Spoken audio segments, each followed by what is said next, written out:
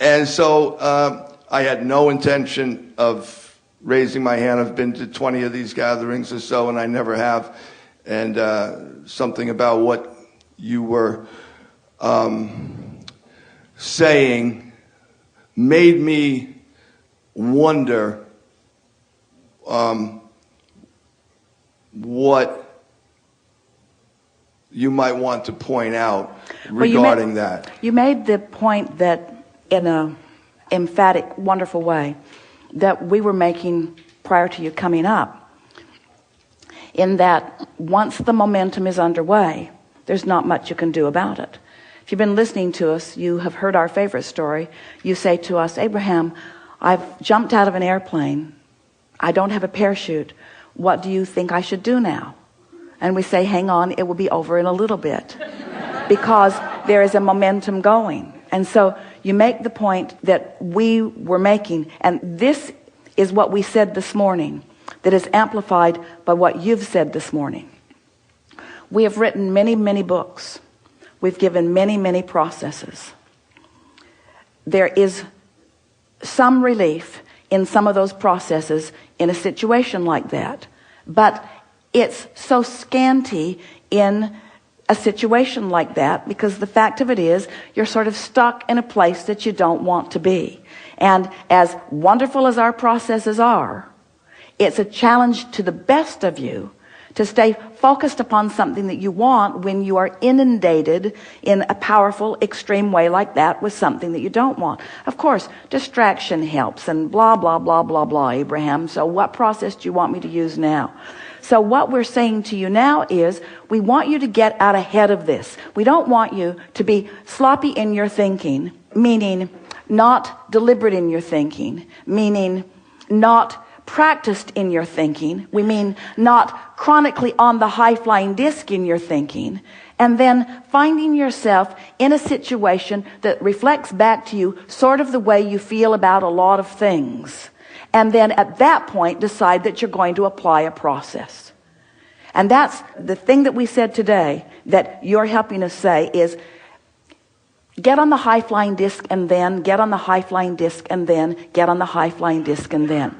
Now, we want to say to all of you, these, since words don't teach, these words don't even sound or feel very good as you're hearing them from us, because until you've had the personal experience of waking up and not being on the high-flying disc but wanting to be, waking up and not being on the high-flying disc and wanting to be, waking up and not being on the high-flying disc and wanting to be, waking up and recognizing that you're on it for a minute but it slips away, but waking up and realizing that you're on it for just a little bit and it doesn't slip away quite as quickly, waking up and realizing that you're on it and you're sustaining it just for, there it went. Waking up and realizing that you're on it, you're still on it, you're still on it, and you're still on it, and you're still on it, there it went. Waking up and realizing that you're on it, you're on it, you're on it, you're on it, you're on it. It's breakfast and you're still on it. And then getting into that about 30 days where once you have had this experience of getting up, getting on it, and watching the difference in the way the world is now responding to you, now you've got it, then this conversation would be a much more satisfying conversation. Because right now, the only place we can leave it is, you fell out of an airplane, you didn't have a parachute, there's not a whole lot that you can do. And any effort that you do make is virtuous and valiant, and we admire your trying. But what we really want you to do is chill. What we really want you to do is not try so hard. What we really want you to do is to accept the naturalness of being on the high-flying disc. What we really want you to do is get there and sustain it as long as you can, and get there and sustain it as long as you can. And then we want to hear those stories from you. Esther has been saying this week, because this is all relatively new for her in the sense that she's sustaining this vibration and really beginning to feel the leverage of that energy, the consistent leverage of that energy. And so the stories that she's saying, that she's speaking out loud, are all kinds of interesting culminations of things that have been bothering me for a long time are coming into place. It's like a thought will lead to a thought, will lead to a thought, to lead to a thought, to lead to a phone call, to lead to an experience, to lead to an exchange, to lead to a solution that's been looming for a long time but that has not come to fruition. These are the kind of stories that you're going to begin to tell, you see. You just can't get there all of a sudden, and you can't really get there from there. So the other story that I would like to be able to tell is I do create my own reality, and the one reality that I can always create is, regardless of the what is of any situation, I can control how I feel about it. What is my disposition, and that's something I should be mindful about. Yeah, you're right when you say, and we liked the words that you offered as you were thinking about different people who at least try to explain to you that they have reasonable control of their now experience. We want you to give yourself a break and just acknowledge that that it's a wonderful thing to feel when you're in resonance with what feels good and when you're not. So now that you've laid all of this out, and now that we've explained the way that we would approach it in terms of life experience on the whole, in other words, we wouldn't be trying to fix things. Don't try to plug the holes up, because the current will just keep making new holes, and you just exhaust yourself by trying to fix things. If you can hear us when we say there is a way to approach life, that you are on the brink of not just understanding but really doing, that is so much easier than you've ever thought that it could be, and it lies in this small handful of understandings. Good stuff is supposed to be flowing to you and through you, and is. And you can tap into that stream easily by sort of suspending your opinion of what your life experience has been for a while, and just trying to get a brief snatch of that goodness early in the day. Because there are so many things in your world. It's really interesting how bogged down this part of the world is in terms of a tug of war that is unnecessary. And we're not really even talking so much about the politics of all of it as we are the personal disempowerment that takes place on the part of so many people as they're fighting battles that they mean to win that they can never win.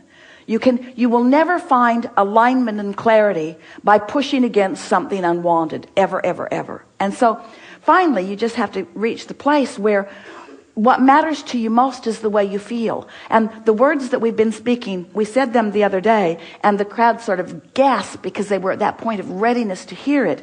If you will pick what you choose to think about based on how it feels rather than the subject.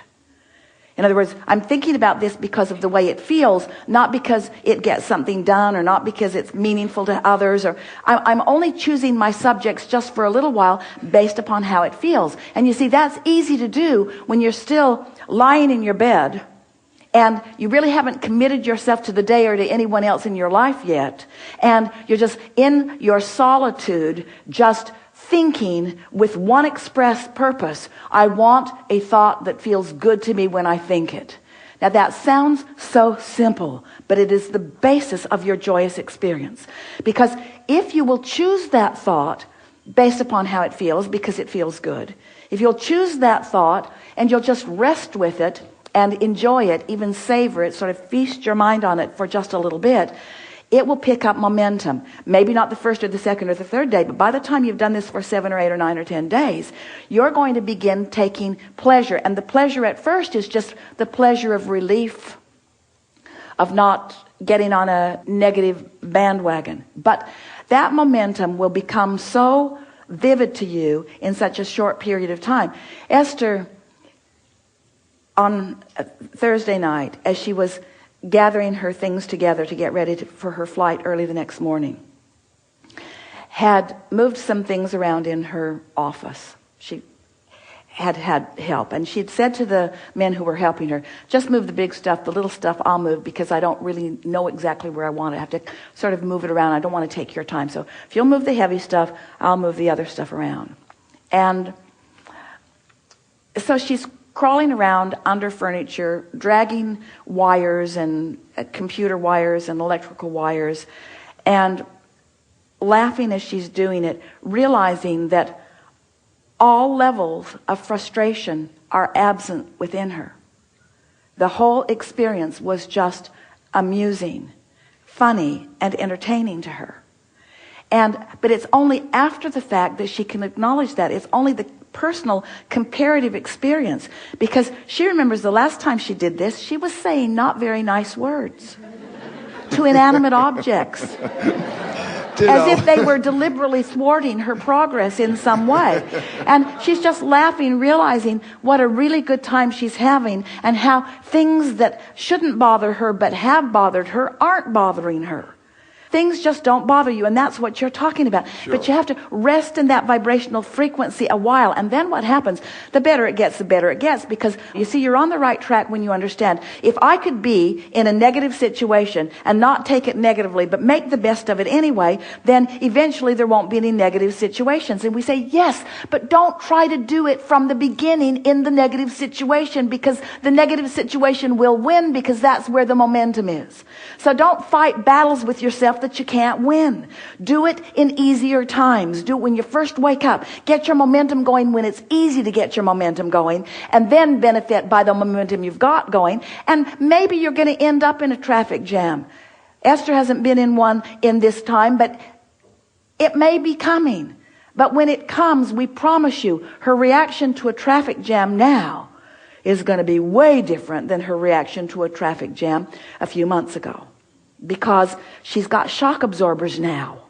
You see, that's what alignment with Source gives you. So I'm a deliberate creator, and I mean to have things the way I mean to have them, and I'm very deliberate about what I want, and I'm going to make this work the way I want it to work. And that means that the majority of the people in my world I must avoid, because the potential of them taking me from my alignment that I am determined to have is very great.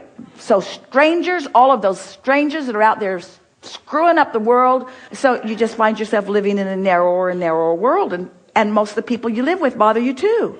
In other words, almost everything bothers you, and so you find yourself in solitude maybe that feels like control, but in that solitude that feels like control, missing out on all of the delicious interfacing with so many wonderful things. So you don't want to control it in the sense of guardedness. You want to guide it in the sense of alignment. And there's such a difference. We use the word control, but what we really mean is coming into vibrational alignment with what?